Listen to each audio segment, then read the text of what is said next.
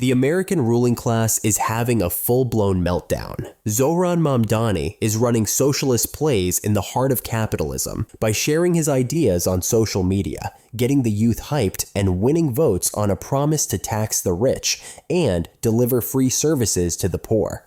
Naturally, the establishment is losing its mind. The propaganda machine is in overdrive, with calls to deport him and smear campaigns hitting a fever pitch. Trying to counter his actual policies is proving to be a nightmare for them, so they've resorted to attacking his personality. Some say he's too radical. Mamdani is much more radical than his new polished campaign is painting him out to be. Then you have people tweeting videos claiming most New Yorkers don't want Zohran. I'm looking at the video and I can count maybe 3 or 4 Israeli flags, and at most, fewer than 20 protesters. They're throwing everything at the wall to see what sticks, just to defame the guy. Because Zohran Mamdani is a socialist, the new strategy is to go after the final boss, socialism itself, and specifically Karl Marx, with the most disgusting and pathetic attacks imaginable. Enter Nas Daily, arguably one of the most hated creators on YouTube, who just dropped a new AI slop video. Instead of criticizing Karl Marx's actual ideas, like the theory of surplus value, he attacks Marx's character. Nas Daily is widely accused of working for Hasbara, a propaganda outfit whose entire mission is to clean up Israel's image on the global stage through mainstream and social media. They're trying to whitewash the last 70 years of what Israel has been doing. Every liberal and conservative with a shred of humanity is criticizing Israel's ongoing genocide in Gaza, but you won't hear a peep from Nas Daily. But back in June, when Iran attacked Israel, which the entire world knew was a response to Israeli aggression, Nas Daily was all over social media, spamming videos of the Iranian attack. Iran launched another counterattack. The Israeli military urged civilians to take... This is a 2-year nightmare. Now, in his latest hit piece on Karl Marx, Nas Daily uses AI to paint Marx as some ultra-rich dude living in a palace, walking down grand staircases. He's also portrayed as an incredibly selfish and egotistical person. He hated rich people, but lived in a nice house with wine and cigar, all paid for by his rich, capitalistic best friend. Then, Nas claims Marx exploited his maid, never paid her, and even had a child with her.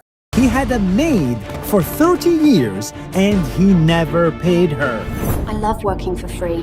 Oh, and he got her pregnant. Didn't tell anyone, and didn't raise the child. I need a revolution, not a child distraction. This is all a firehose of bald-faced lies. In his time, Karl Marx was hated by virtually every government in Europe.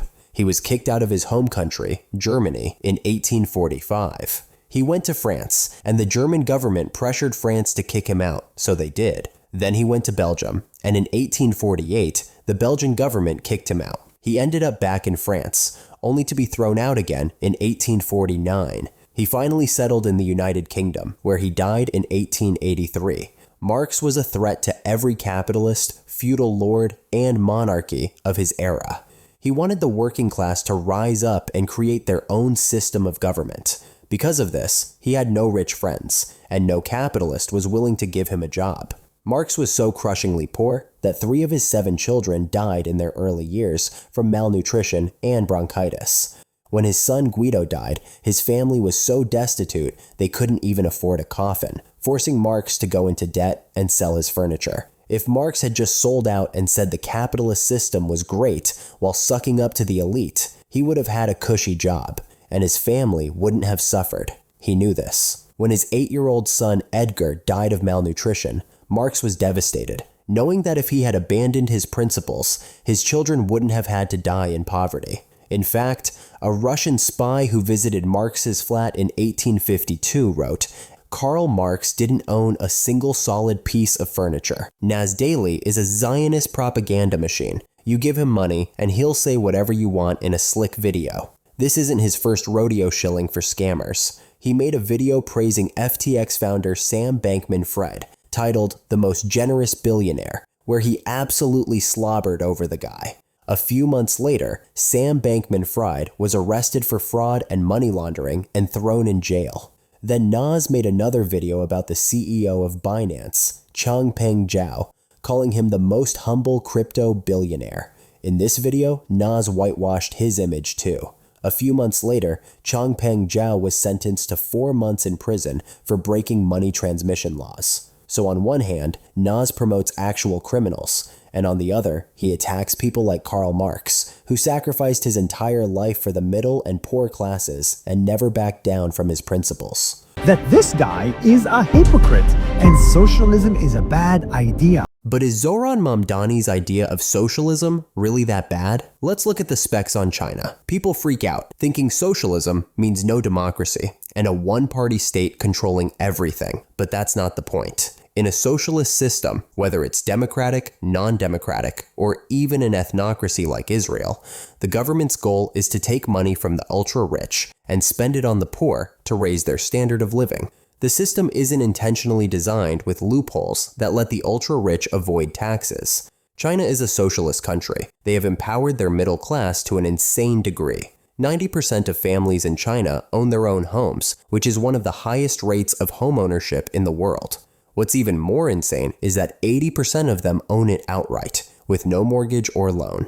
On top of that, 20% of urban households own more than one home. The Chinese government also keeps the ultra-rich on a tight leash. They can't influence the government the way they do in the US. The government keeps things cheap, which allows people to save up to 45% of their income because they aren't getting crushed by bills. Meanwhile, in the USA, people are lucky if they can save 3%. You can only save money when things are affordable. This is exactly the play Zohran Mamdani is trying to run. Whether he succeeds or not is still up for debate, but if he does, the middle class will benefit. Money will be taken from the pockets of the rich and used to provide relief for the middle class, which will create more equality. Otherwise, what's the point of living in the richest country in the world if only a handful of people are rich while everyone else is just barely surviving? Now, let's talk about Helene Demuth, the woman who worked in Karl Marx's home. Nas's hit piece claims Marx treated her horribly. Before she came to the Marx household, Helene had worked for Marx's mother-in-law since she was 14. In 1845, when his mother-in-law found out how poor her daughter and Marx were, she sent Helene to them in Belgium to help care for his wife, Jenny, and their children. When Helene joined them, she was inspired by their mission to help the poor.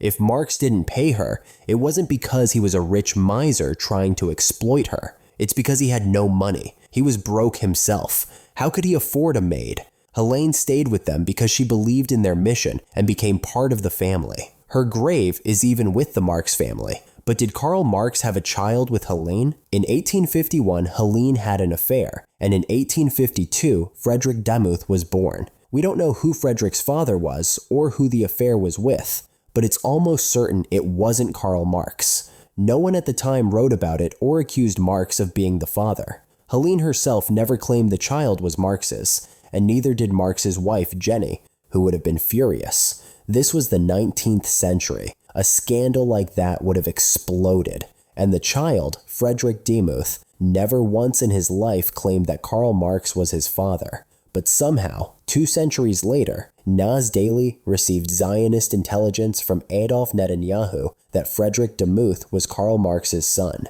With that kind of logic, you can accuse anyone of anything. Then Nas claims that Marx was a monster for sending his maid's child to foster care. But, of course, Nas never tells the full story. Maybe his sponsors didn't write that part of the script for him. At the time, Marx's own financial situation was so dire, and he was so impoverished, that his own sick daughter was in foster care so she could get better food and proper medical support. But when she returned home in 1852, she passed away. In that situation, how could he possibly have taken care of Helene's child when his own daughter was in foster care and died shortly after returning home? Nas Daily is a massive liar and a hypocrite. I made a whole video about it that you can watch by clicking here. I'll see you in the next one.